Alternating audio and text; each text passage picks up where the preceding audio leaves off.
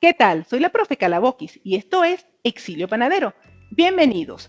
Hoy estaremos conversando acerca de las proteínas que conforman la red de gluten.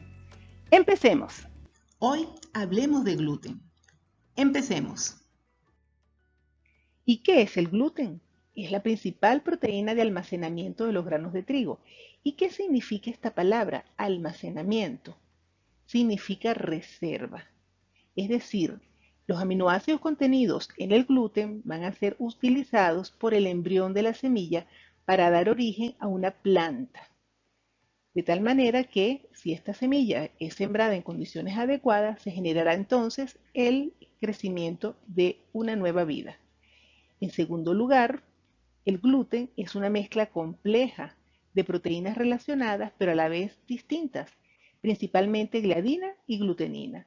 Y por último, el gluten es considerado como la red proteica más compleja de la naturaleza y tiene una función clave en determinar las propiedades reológicas de las masas. ¿Qué significa propiedad reológica?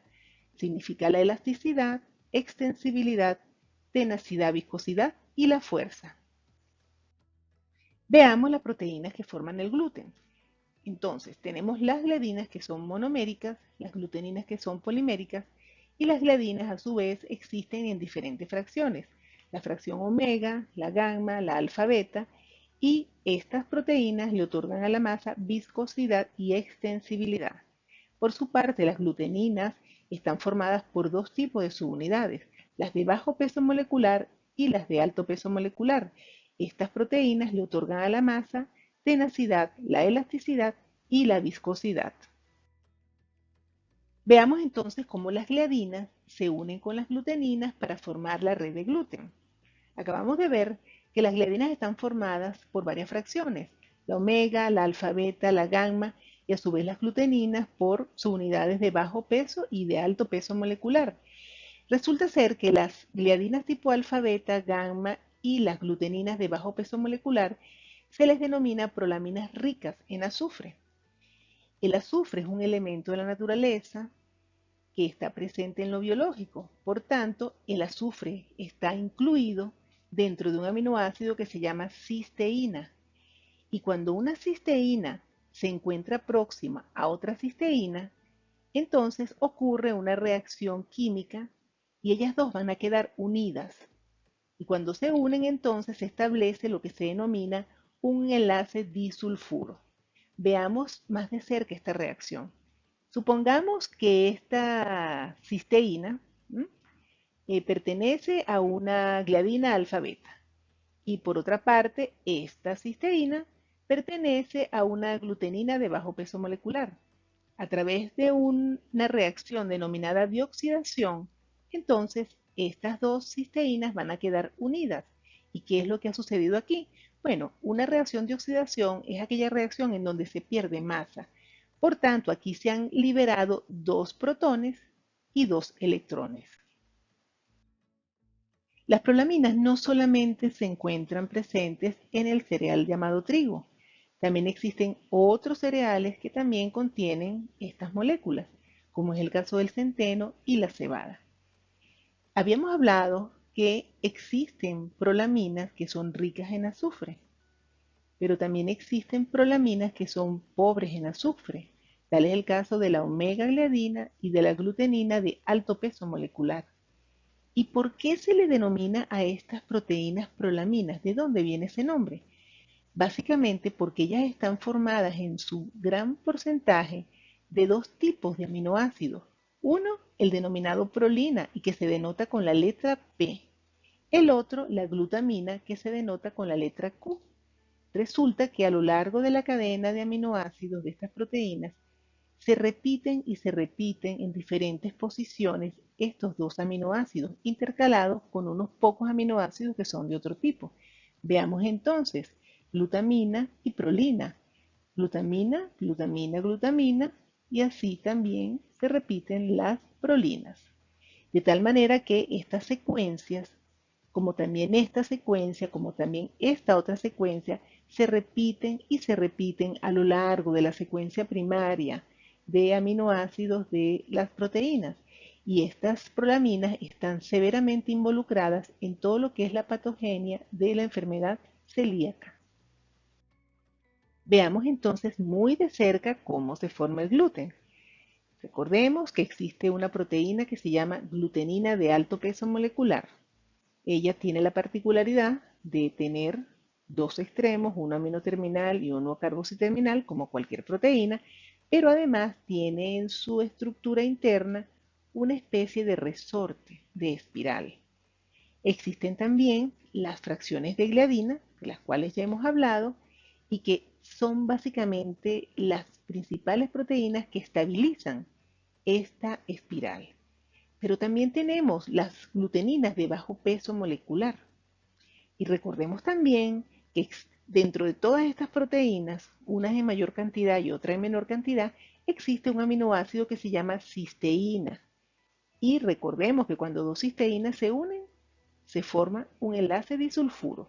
De tal manera que esta glutenina de bajo peso molecular tiene un grupo SH porque tiene una cisteína, y por otra parte, esta glutenina de alto peso molecular también tiene su cisteína. Empiezan a ocurrir las reacciones de oxidación y comienzan entonces a generarse los enlaces disulfuro. Así de esa manera se dan múltiples episodios de oxidación hasta que tenemos todas estas proteínas enlazadas formando lo que se conoce como la red de gluten. Esto es de suma importancia para el mundo panadero porque estas proteínas, cuando amasamos, simplemente el resorte va a permitir que lo podamos estirar y eso va a permitir entonces que la masa no se rompa.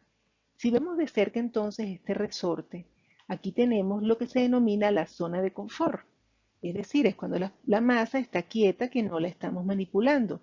Pero apenas comenzamos el proceso de manipulación y de amasado y estiramiento, se produce lo que se llama un resorte en zona de carga.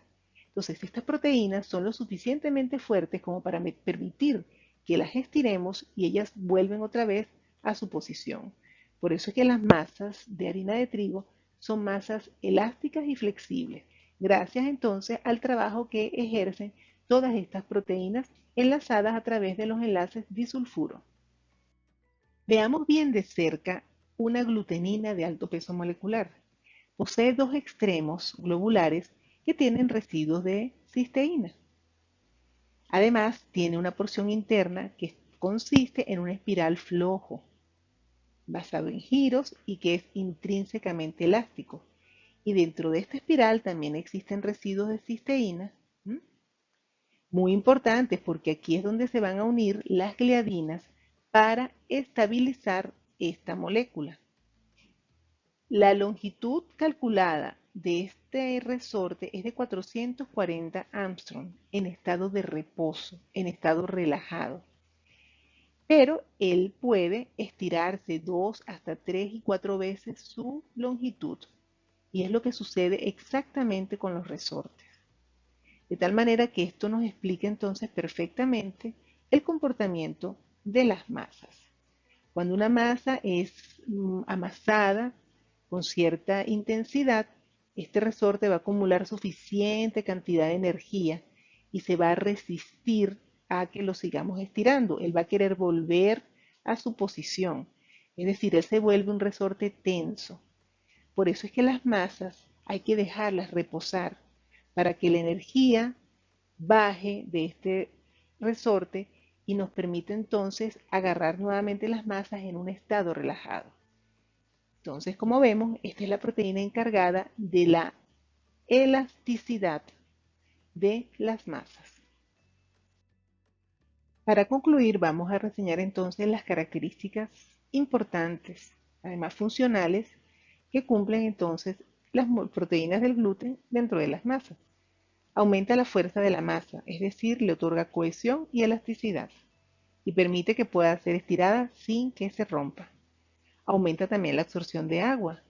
Esto es importante para la jugosidad de la masa y mantenerla más tiempo fresca. Pero a su vez aumenta el rendimiento de la misma, ya que con la misma cantidad de harina se absorbe una mayor cantidad de agua para el pan.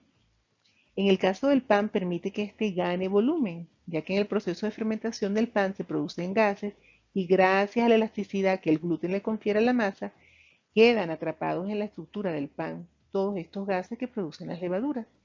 Contribuye también a la formación de la corteza, permitiendo que sea fina y crujiente y que no se nos agriete. Es responsable del dorado del pan o pardeamiento. Y en las masas con alto contenido en grasa es fundamental, ya que, por ejemplo, el hojaldre permite entonces que la masa quede ligada y no se desmigue.